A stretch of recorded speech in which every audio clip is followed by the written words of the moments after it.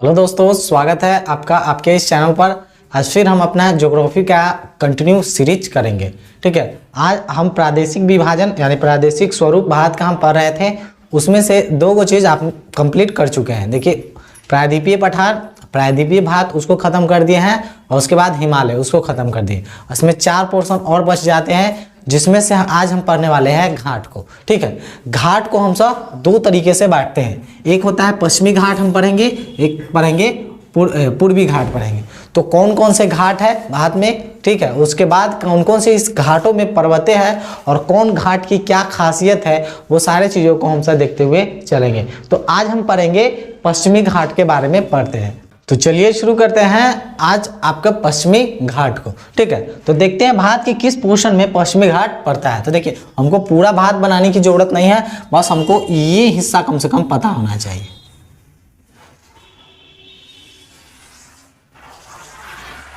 इतना ही पोर्शन का फिलहाल हमारे पास काम है। ठीक है, इसी जैसे इस क्या है, समुद्र किनारे जो ये घाट है उसको कहा जाता है, इसको कहा जाता है पश्चिमी घाट। ठीक है, पश्चिमी वेस्टर्न घाट इसी को कहा जाता है। ठीक है, ईस्टर्न घाट यानी पूर्वी घाट आपको इस साइड वाले को कहा जाता है। ठीक है, तो हम सभी चीज़ों को देखते हुए चलेंगे। ठीक है, फिलहाल हम इसके बारे में देख रहे हैं। ठीक है, इसको हम नेक्स्ट वीडियो में कवर करेंगे। ठीक है, अब इसकी खासियत को थोड़ा सा समझते हैं।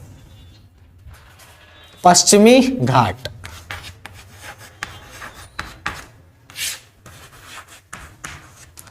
पश्चिमी घाट का एक और नाम है, ये एग्जामों में पूछे जाते हैं कि पश्चिमी घाट का दूसरा नाम और क्या है। तो पश्चिमी घाट को हमसे एक और नाम से जानते हैं जिसका नाम है सह्याद्री। सह्याद्री यानी पश्चिमी घाट का एक और नाम है जिसको हम सब कहते हैं सह्याद्री। ठीक है, ये पश्चिमी घाट का ही दूसरा नाम है।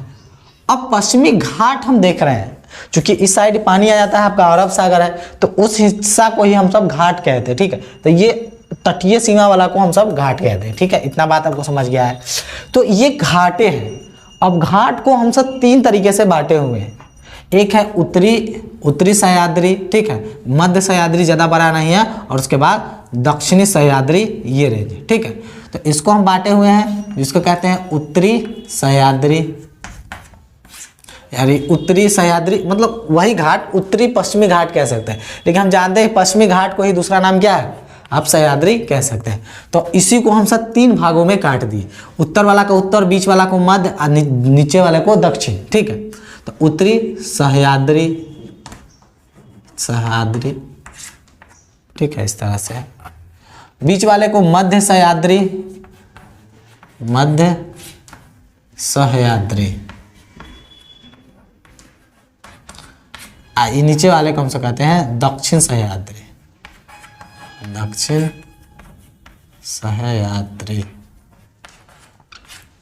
ठीक है, देखिए इसमें कुछ दर्रे भी हैं।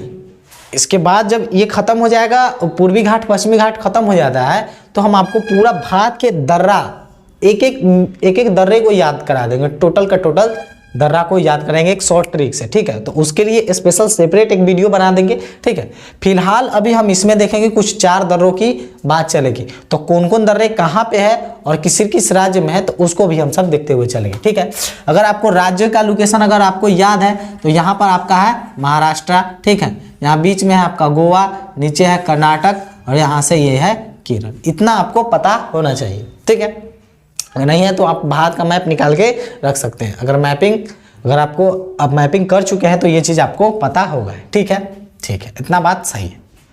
अब उसके बाद जैसे इसकी कुछ ऊंचाइयाँ दी गई है हमारे पर। ठीक है, यहाँ पर कुछ ऊंचे ऊंचे चोटी है। ठीक है, और उसके बाद इसकी खासियत क्या है कि ये कंटिन्यू में है। जैसे हम देखें, जैसे ज़्यादातर नदियों का उद्गम जो होता है वो पश्चिमी घाट से ही होता है। तो पश्चिमी घाट से होने की वजह से क्या है, यहाँ से नदी निकलेगी लेकिन जाएगी वो साइड, तो ये हमको कटा फटा उतना नहीं दिखता है। पश्चिमी घाट कटा फटा नहीं दिखता है, कटा फटा नहीं दिखता है। ये सारे पॉइंट आपके लिए काम का है।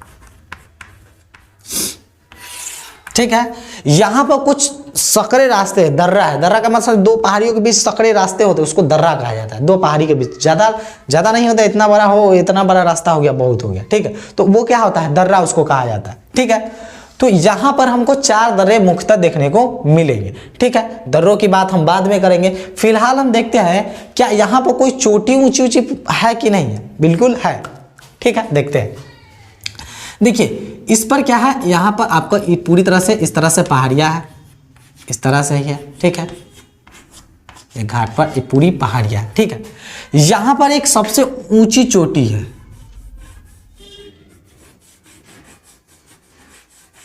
उत्तरी सह्याद्री में एक चोटी है जिसका नाम है आपका कलसूबाई।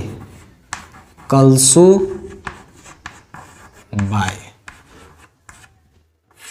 ठीक है, इसकी ऊंचाई कुछ 1680 मीटर के आसपास में है। ठीक है, कहीं कहीं आपने छोटा बड़ा देखने को मिला। बस इतना समझिए कि उत्तरी सह्याद्री का सबसे ऊंचा चोटी कौन है, उत्तरी सह्याद्री का। ठीक है, हम सारे पॉइंट आपको हम लिखवाएंगे। पूरा सह्याद्री, पूरा को क्या कहते हैं, पूरा सह्याद्री कहते हैं। ठीक है, उसके बाद इसको क्या कहते हैं, मतलब इसको सह्याद्री को हम सब 3 भागों में बांटे थे। मध्य सह्याद्री में कोई चोटी नहीं है, कोई काम का नहीं है। ठीक है, हमको बस उत्तरी सह्याद्री और दक्षिणी सह्याद्री में ही 2-2 चोटी, एक चोटी यहाँ पर देखने को मिली। तो उत्तरी सह्याद्री का सबसे ऊंचा चोटी कौन है, आपका कलसूबाई पर्वत चोटी। ठीक है, बात समझ में। मध्य में कुछ नहीं है तो मध्य में देखने की जरूरत नहीं है। दक्षिण में यहाँ पर हमको 2 गो चोटियां देखने को मिलती है, 1 और 2। सबसे ऊंचा जो है दक्षिण सह्याद्री का है, ये है कुंद्रेमुख। कुंद्रेमुख।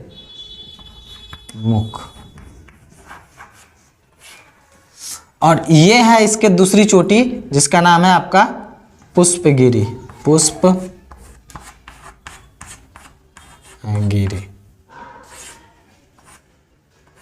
पुष्पगिरी। ठीक है, इसकी ऊंचाई कुछ 1872 के आसपास है, 7200 मीटर। ठीक है, उसके बाद इसकी कोई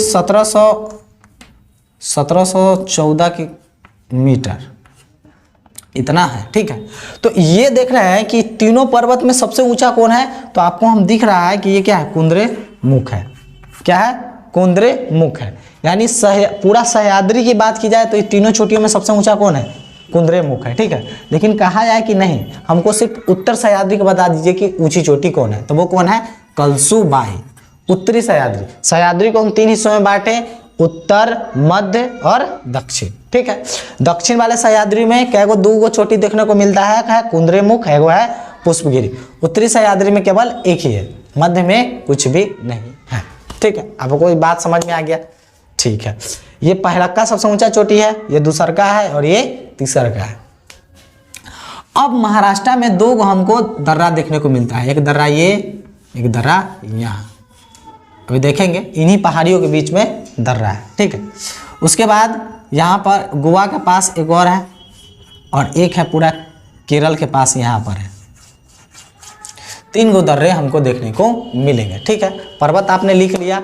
ठीक है, सह्याद्री को इस तरह से काट लिया, अब इसमें दर्रे को देखना है।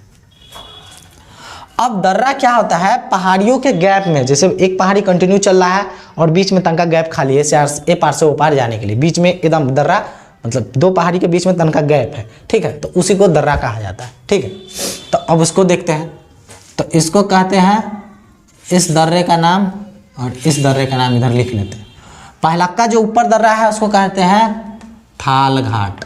थाल घाट दर्रा। ठीक है, ये है भोर घाट दर्रा। भोर घाट दर्रा।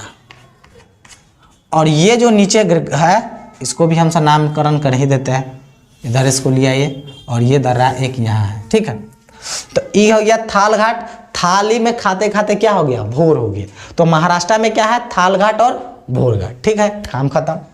इसको कहा जाता है पाल घाट दर्रा। पाल घाट दर्रा। और इसको कहा जाता है सेनकोटडा।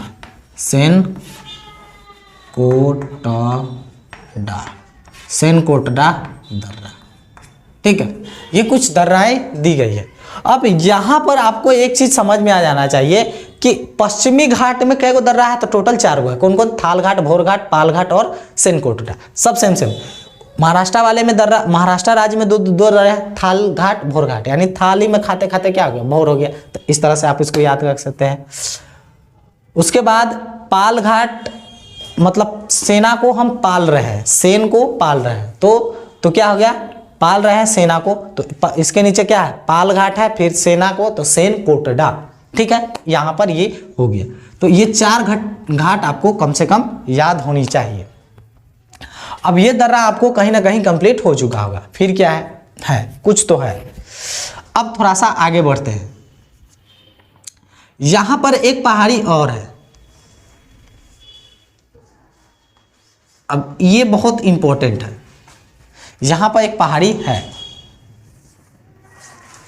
यही वो पहाड़ी आपको देखने को मिलेगा। ठीक है, थोड़ा सा इसको आगे बढ़ाते हैं। केरल है ये राज्य। ठीक है, अब ये तो यहां तक क्या होता है, सह्याद्री, उत्तर सह्याद्री, मध्य सह्याद्री और ये खत्म होता है। ठीक है, एक पहाड़ी कुछ इस तरह से है। तो इस पहाड़ी को हम आगे देखेंगे कि ये पूर्वी घाट और पश्चिमी घाट दोनों को मिलाने का काम करेगा। इनमें से ये आएगा और दोनों को जोड़ देगा, है ना। अगुआ जानते हैं कि अगुआ किसको कहते हैं, दूल्हा दुल्हन को मिलाने वाला। तो कुछ इसी तरह से हम सब देखेंगे कि नीलगिरी पहाड़ी है, ये क्या कहता है, अगुआ का काम करता है। यानी इधर पश्चिमी घाट और पूर्वी घाट को कथी करेगा, मिलाएगा, यानी जो भी है। ठीक है, इसको मिलाने का काम कौन करता है, तो इसको सारे अभी हम देखते हुए आगे चलेंगे। ठीक है, अभी इसका नाम है आपका नीलगिरी पहाड़ी।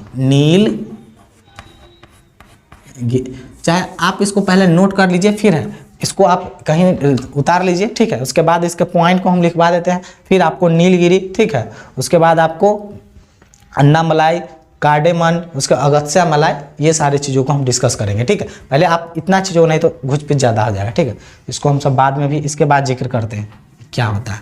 ठीक है, इसको आप नोट कर लीजिए। अब जो चीज़ आपको हमने बोला था वो चीज़ को आपको हम नोट डाउन में दे दिए। देखिए पहले बातों को समझिए। पश्चिमी घाट को नाम से एक और नाम है, क्या है आपका, सह्याद्री के नाम से जानते हैं। ठीक है, सह्याद्री को हम सब 3 हिस्सों में बांटे थे, उत्तरी सह्याद्री, मध्य सह्याद्री और दक्षिणी सह्याद्री। उसके बाद उत्तरी सह्याद्री की सबसे ऊंची चोटी कौन है, आपका कलसुबा। इसकी ऊंचाई कितनी है, 1646। ठीक है, मध्य सह्याद्री में कुछ नहीं है तो इसको छोड़ दिए। ठीक है, दक्षिणी सह्याद्री में 2 चोटी है, एगो लिखवाए थे उसको जरूर लिख लीजिएगा। लेकिन हम दक्षिणी सह्याद्री की सबसे ऊंची चोटी कौन है, तो ये आपका कुंद्रेमुख है। ठीक है, लेकिन नोट डाउन में एक चीज और लिखे हुए हैं कि पूरा सह्याद्री की सबसे ऊंची चोटी कौन है, तो आपका कुंद्रेमुख ही है। ठीक है, उत्तर दक्षिण अलग अलग है, लेकिन पूरा सह्याद्री में सबसे ऊंचा कौन है, तो कुंद्रेमुख। ठीक है, उसके बाद पश्चिम घाट की आप में कई दर्रा मिलता है, तो 4 को मिलता है, थाल घाट, भोर घाट, पाल घाट और सेनकोटडा। ये चीज़ों को आप जरूर लिख लीजिए, इससे क्वेश्चन एक भी बाहर जाने वाला नहीं है। लेकिन ये क्रम भी है, जिस तरह से ऊपर से लिखे हैं आप, ये लिखे है ना आपका कलसुबाई हो गया, फिर उसका कुंद्रेमुख हो गया, उसके बाद पुष्पगिरी हो गया। ठीक है, यहाँ एक क्रम हो गया। उसके बाद घाट का भी क्रम हो गया, थाल घाट, भोर घाट, पाल घाट और सेनकोटडा। ये भी एक क्या है, क्रम है। नीचे आइएगा तो उत्तर से दक्षिण की ओर, ऊपर जाइएगा तो दक्षिण से उत्तर की ओर, ये सारे आपको क्रम मिल गए। अब इसके बाद हम बात करते हैं, इसको आगे हम बढ़ाते हैं। ठीक है, उसके बाद आपका हम नीलगिरी बताते हैं, कार्डेमन की पहाड़ियाँ बताते हैं, उसके बाद आपका अन्नामलाई की पहाड़ी बताएंगे, अगस्त्य मलाई, ये सारी पलामी की पहाड़ी, ये सारी चीज़ों को हम सब आगे देखते हैं। ठीक है, तो इसको आप नोट डाउन कर ले। तो अब शुरू करते हैं, फिर वही दक्षिण की कहानी शुरू होगी, क्योंकि दक्षिण में ही देख रहे हैं तो दक्षिण की देखेंगे। ठीक है, इसके बाद हम अब सब देखते हैं नेक्स्ट पहाड़ी कौन सी है। ठीक है, एक पहाड़ी यहाँ पर हम जिक्र करेंगे, यहाँ से यहाँ तक, इसका नाम है आपका नीलगिरी की पहाड़ी। नीलगिरी की पहाड़ी। ठीक है, यही वो अगुआ का काम करेगा जो आपका पश्चिमी घाट और पूर्वी घाट को मिलाने का काम करेगा। कल नेक्स्ट वीडियो में हमसे देखेंगे, इसके बाद वाले वीडियो में हमसे देखेंगे कि पूर्वी घाट जो है वो कहाँ आके रुक जाता है, यहीं पे आके वो रुक जाएगा। दोनों को मिलाने का काम कौन करता है, तो आपका नीलगिरी करेगा। ठीक है, फिर इसका जिक्र हम तो बाद में करेंगे। ठीक है, इसकी भी एक ऊंची चोटी है, नीलगिरी की एक सबसे ऊंची चोटी है, इसका नाम है डोडा बेटा। डोडा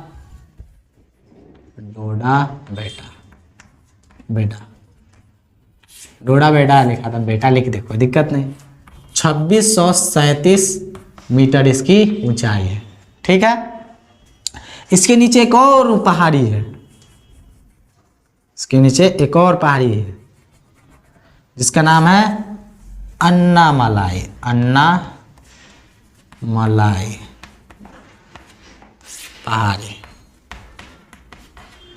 इसकी भी एक ऊंची चोटी है, इसकी भी ऊंची चोटी है। अब इसको थोड़ा सा ध्यान रखेंगे, ये हमारे लिए बड़ी इंपॉर्टेंट है। इसकी सबसे ऊंची चोटी है अन्नामुडी चोटी। इसकी ऊंची चोटी क्या है, किसकी है? अन्नामलाई की सबसे ऊंची चोटी है, पर चोटी निकला हुआ है, ठीक है। तो उसका क्या नाम है? अन्नामुडी। ये बहुत इंपॉर्टेंट है, 2695 इसकी ऊंचाई है। और ये क्या है? दक्षिण भारत की सबसे ऊंची चोटी है। तो कौन है? अन्नामलाई पहाड़ी पर स्थित है। क्या नाम है? अन्नामुडी। ये दक्षिण भारत की सबसे ऊंची चोटी है, दक्षिण भारत की, घाट की नहीं, पूरे दक्षिण भारत की सबसे ऊंची चोटी है। ये नंबर 1 चोटी सबसे ऊंचाई है, सब नंबर 2 ऊंचा चोटी ये, ठीक है। दो इसकी इंपॉर्टेंट ये 2 ऊंचाई वाली चोटियां है, ठीक है। फिर क्या है? फिर इसके नीचे आइएगा तो आप पहाड़ियाँ खाली देखते हैं, ज़्यादा नहीं लोड लेने की ज़रूरत है। इसके बाद पहाड़ी देखेंगे, इसकी कोई ऊंची चोटी ज़्यादा है नहीं, तो इसको लिखने की ज़रूरत नहीं। इसको कहते हैं पलामी की पहाड़ी। पलामी पहाड़ी लिखने की क्या जरूरत है? पहाड़ी। और सबसे दक्षिण में जो स्थित है इसका छोटू को पहाड़ी, सबसे दक्षिणतम में, इसको कहता है अगस्त्यामलाई की पहाड़ी।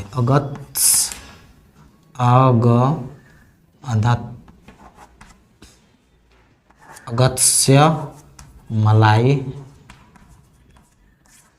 पहाड़ी। अगस्त्यामलाई की पहाड़ी। तो आपको 2 चोटियां इंपॉर्टेंट है, कौन कौन है? तो आपका डोडा बेटा है और एक है आपका अन्नामुडी है। इसके जस्ट नीचे आइएगा इस साइड से, इस साइड में तो आपको इलायची की पहाड़ी मिलेगी, इसमें केरल में ही मिलेगी, ठीक है। थोड़ा सा इसका दोनों के बॉर्डर पर बना लीजिए अगर हो सके तो। यहीं पर है, इसके नीचे है, पलामी के पहाड़ी के जस्ट नीचे आपको देखने को मिलेगा। सॉरी, एक मिनट, इसको थोड़ा सा साइड करते हैं। पलामी की पहाड़ी नीचे है, ठीक है। पलामी की पहाड़ी नीचे है, ठीक है। पलामी की पहाड़ी नीचे है।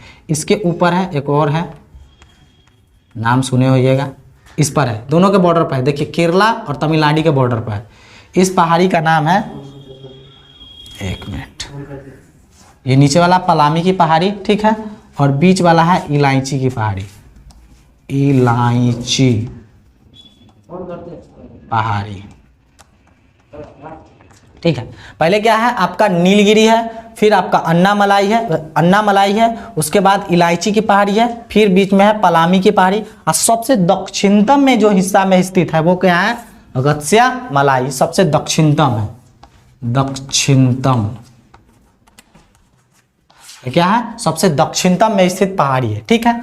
एक पहाड़ी पूरी तरह से केरल में है, केरल में ही है, ठीक है। बस इसको थोड़ा सा ध्यान में रख लीजिएगा। इसका नाम है कार्डेमन की पहाड़ी। कार्डेमन पहाड़ी, कार्डेमन की पहाड़ी। इतनी सारी दक्षिण में पहाड़ियां हैं, ठीक है। अब इसमें ज़्यादा लोड लेने की ज़रूरत नहीं है ना। आप उसी तरह से मैप निकालिए और एक तरफ लाइन मारिए इस तरह से कि यहाँ इतना बड़ा है, नीलगिरी है, तो ये क्या काम करेगा? आगे हम नीलगिरी का जिक्र करेंगे, जब पूर्वी घाट भी पढ़ा रहेंगे तो आगे हम नीलगिरी का जिक्र करेंगे, ठीक है। फिलहाल अभी क्या है, 2 चोटियाँ इंपॉर्टेंट है। एक है अन्नामलाई की सबसे ऊंची चोटी क्या है? अन्नामुडी है। नीलगिरी की सबसे ऊंची चोटी क्या है? डोडा बेटा है। और ये सब में से 2 चोटी में से इस सब का चोटी इंपॉर्टेंट नहीं है तो इसको नहीं लिखवाएं। बस पहाड़ी याद रखिएगा कि सब पहाड़ी होता है, इलायची की पहाड़ी होता है, पलामी की पहाड़ी होता है, अगस्त्यामलाई और कार्डेमन की पहाड़ी है। चोटी 2 ही इंपॉर्टेंट है, ठीक है। तो दक्षिण भारत की सबसे ऊंची चोटी क्या है? अन्नामुडी है। और दूसरा नंबर की सबसे ऊंची चोटी आपका डोडा बेटा है। तो किसकी है? नीलगिरी की। तो इतने पहाड़ियों को आप जब ध्यान रखिएगा ना तो फिर पहाड़ी से तो फिर कभी क्वेश्चन छूटने वाले हैं नहीं, ठीक है। उसके बाद यहीं से नदियों का, जब हम नदी पढ़ा रहे होंगे, ठीक है, यहीं से निकलेगी आपकी बहुत सारी नदियाँ। उसके बाद ये पहाड़ी याद रहेगा तो आपको नदी निकालने में भी बहुत सारी मदद करेंगे, क्योंकि नदियों का रिलेवेंट जो है ना ये पहाड़ियों से कर दिया जाता है कि किन 2 पहाड़ियों के बीच ये नदियाँ बह रही है। तो आपको ये क्रम याद रहेगा ना, तो नदी क्या है, कोई बड़ी बात है नहीं। अपवाह तंत्र जब शुरू करेंगे तो उसमें आपको एक एक चीज़ मैप के थ्रू ही, कोई लिखा हुआ नहीं, पहले मैप से आपको पूरी तरह से समझाया जाएगा, आप पहले इसको नोट डाउन कर लीजिएगा, फिर आपके बाद ये सारी चीज़ों को लिखवाया जाएगा। ठीक है। तो इसी में हम यहाँ लिख देते हैं कि दक्षिण भारत की सबसे ऊंची चोटी है, दक्षिण भारत की सबसे ऊंची चोटी। ठीक है, ये क्या है, दक्षिण भारत की सबसे ऊंची चोटी है, कौन, अन्नामुडी। ठीक है, तो आई होप कि ये सारी चीजें आपको समझ में आएंगे, इसको जरूर आप एक बार लिख लीजिए। ठीक है, एक बार देखिएगा आराम से याद हो जाएगा, क्योंकि ये चीज हमको भी कोई याद नहीं, ये नॉर्मली आमतौर पर ये प्रैक्टिस की चीजें है। ठीक है, प्रैक्टिस की चीजें है, इसको आप अब देखिएगा तो आराम से याद हो जाएगा। ठीक है, तो आज के लिए इतना ही। ठीक है, अब अगर आपको ऑफलाइन हम मुझसे पढ़ना है, ठीक है, अगर आप चाहते हैं, आपको लग रहा है कि आप ये इस तरह से हमको नहीं हो रहा है, अगर आप यहाँ पहुँच सकते हैं किरमा में, ठीक है, यहाँ पर हम अच्छे तरीके से बच्चों को हम पढ़ाते हैं, है ना, यहाँ पर अच्छे तरीके से, मतलब सब, अगर किसी को नहीं आता है तो उस तरह से मैप पर हम उतरवा भी देते हैं, है ना, सारी चीज़ों को। मतलब ऑफलाइन में तो आप समझ सकते हैं, जो ऑफलाइन में होगा वो ऑनलाइन में कहाँ संभव नहीं हो सकता। ठीक है, तो अगर आप यहाँ पहुँच सकते हैं मुजफ्फरपुर किरमा में लालू चौक पर, तो यहाँ पर आप हमारे कोचिंग को जरूर ज्वाइन कर सकते हैं, बहुत मिनिमम कॉस्ट में आपको अच्छी तरीके से शिक्षा दी जाती है। ठीक है, तो आज के लिए इतना ही, अब फिर मिलेंगे किसी नेक्स्ट वीडियो में, तब तक के लिए जय हिंद।